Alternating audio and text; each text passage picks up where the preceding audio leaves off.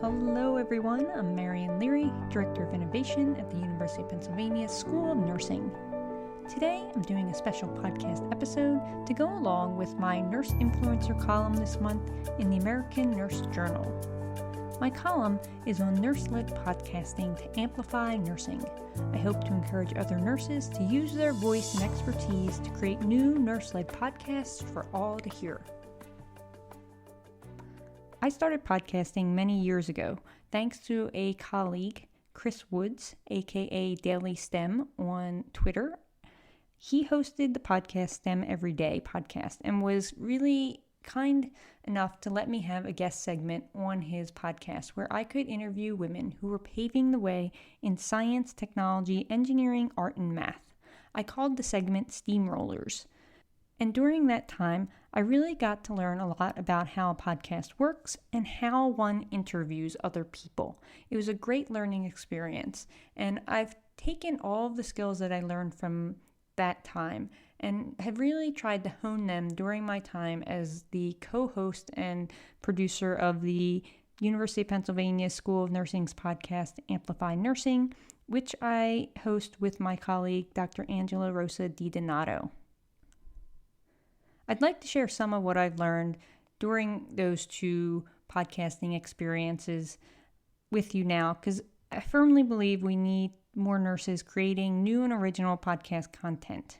So if you're interested in podcasting, here are a few things that I think are important to consider. First and foremost, decide what type of podcast you want to create. There are a number of different podcast styles out there. I'm just going to focus on 4 of the more popular ones.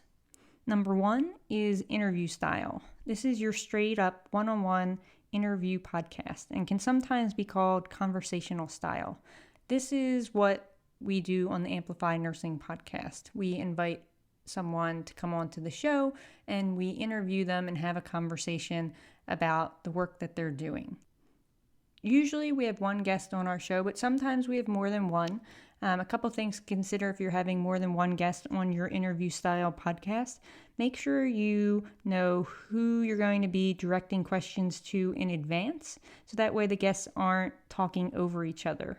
That's easy enough to fix in post-production, but it gets a little tricky. Multiple guests also make the runtime go a lot longer, so you want to just keep that in mind as well. These aren't necessarily bad things, just things that need to be accounted and planned for ahead of time.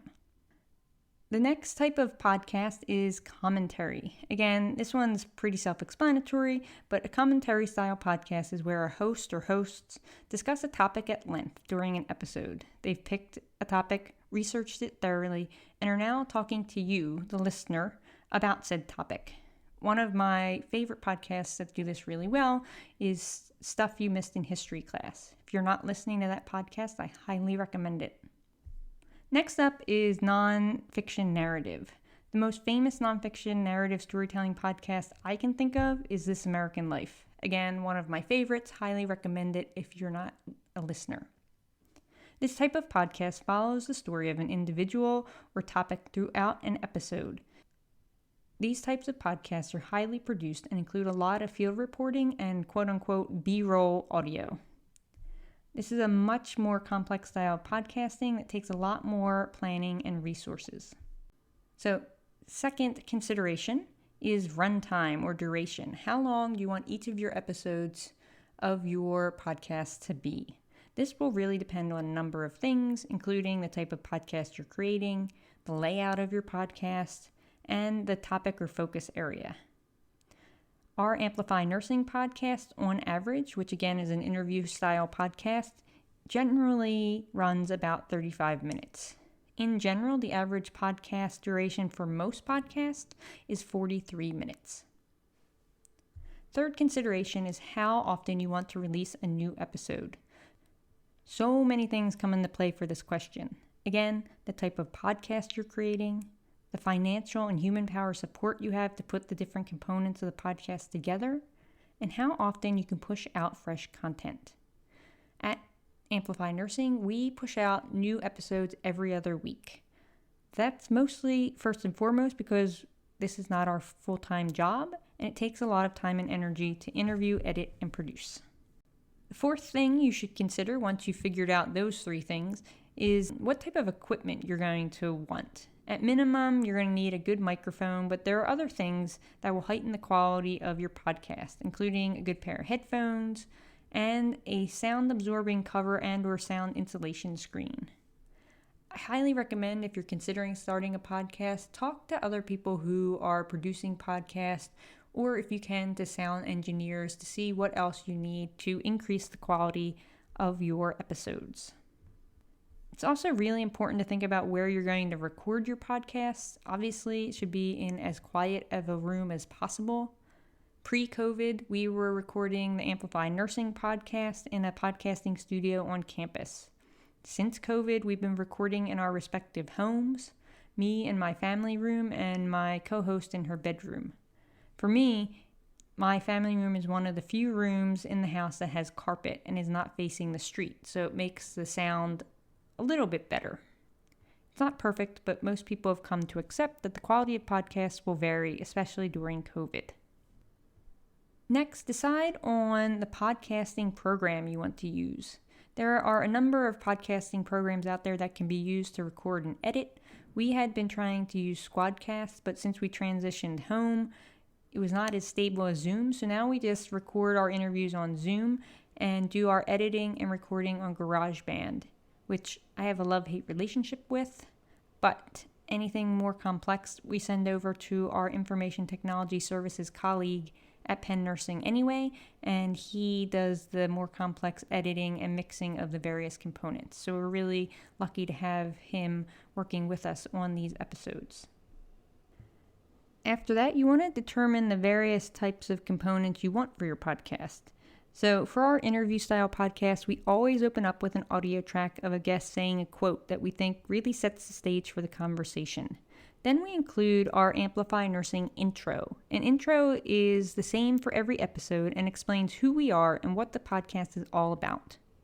After that, we include an introduction of our guests, which includes a short bio and a description of what lays ahead. After the interview, we, the co-hosts, have a quick conversation talking together about our favorite parts of the interview. And then we end with our standard outro, which again is the same for every episode, and thanks our team and sponsors. We end by asking people to please share, rate, and review us.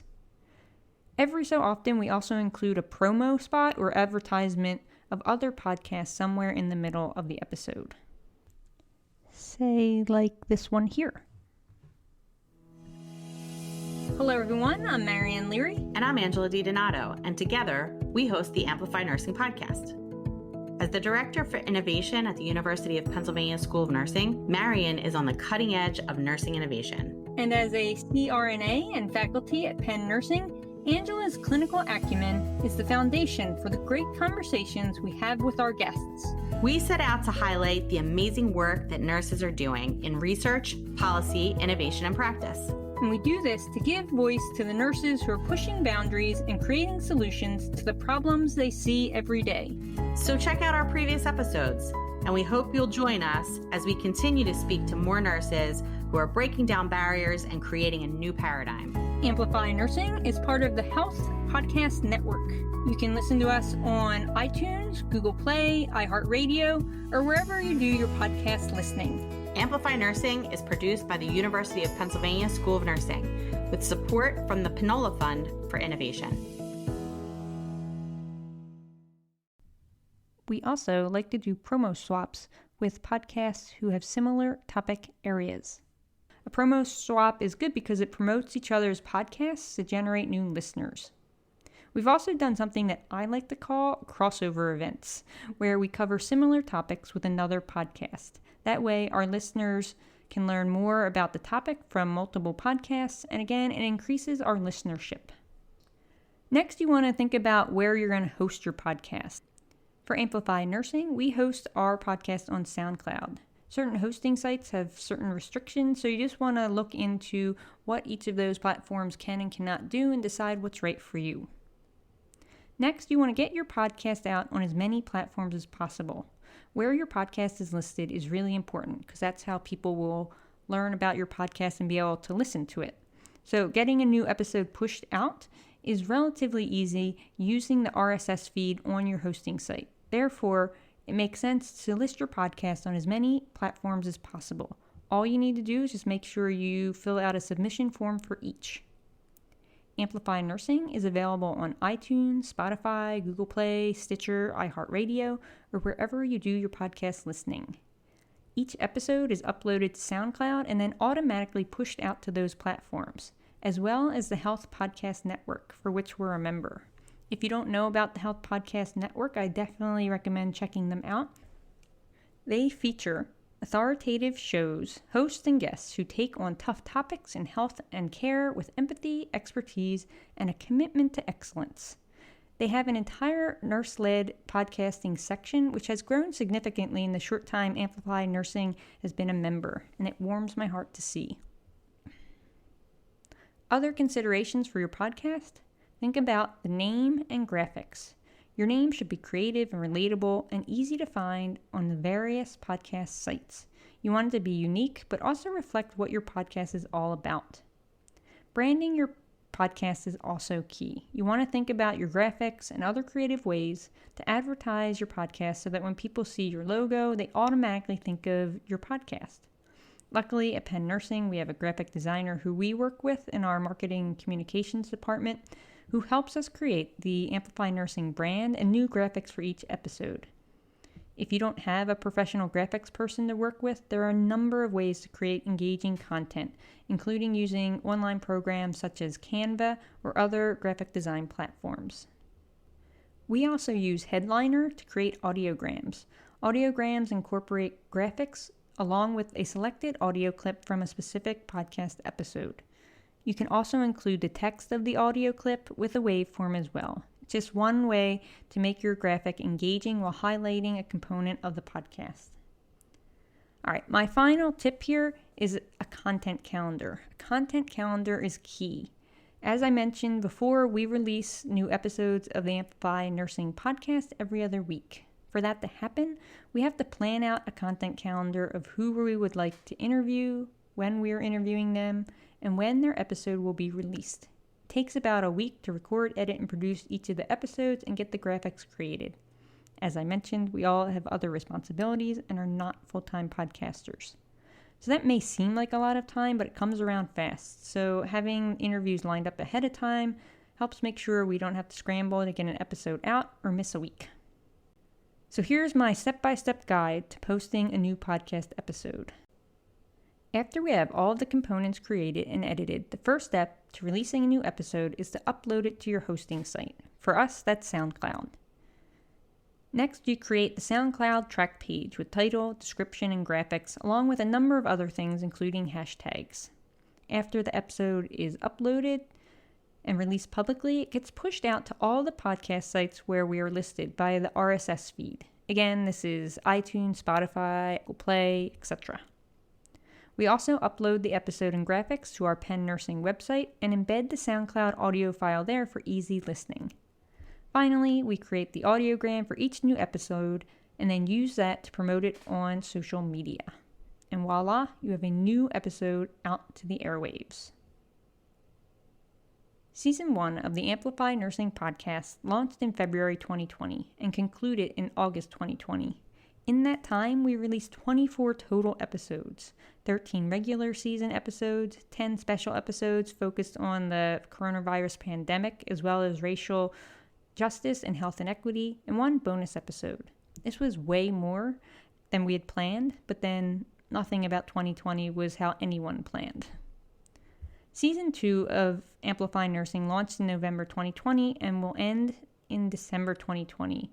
A much shorter season, we will end up with 8 episodes, including our most recent one with Patrick McMurray, which you can check out on our website or again, any of the platforms that I have mentioned.